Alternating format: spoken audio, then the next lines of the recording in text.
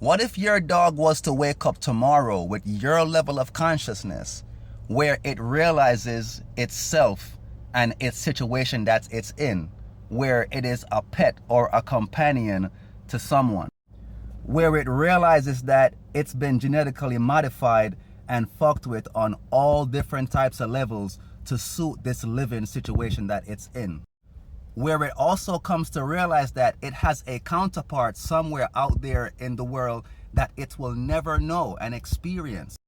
And to put the icing on the cake, where it also realizes that you looking at him in his situation thinks that he's actually cute. Can you imagine that if your dog woke up to that kind of understanding and level of consciousness? You would have a whole bunch of explaining to do. I tell you that. I need you to understand that this pet and owner dynamic that we experience here, it is only based in the fact that that creature is a lower level of consciousness of a being than you are. It is why you're able to exert your control over it. So don't forget that to domesticate an animal means to make it forget what it is. Because the forgetfulness for the dog, it is in the fact that his genes have been manipulated to the point where even if he wanted to go back into the wild, he's not genetically able to survive on his own.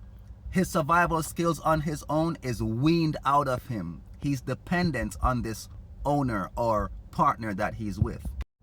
Now you see how that might make you feel? Understand that this is the same thing that's happening to the human race, where you have entities around us here who would not like you to wake up to a certain level of consciousness or awareness, where you realize yourself and where you're at, where you come to realize how much genetically modification you've been through and fucked with on all levels since your species has been here, where you come to realize that you have counterparts out there that they never told you about, that they would not like you to experience and link up with. And on top of that, for the kicker, is the fact that they look at you in your situation that you're in and think it is great. You actually look cute in the society that you're in, running around here doing what you're doing.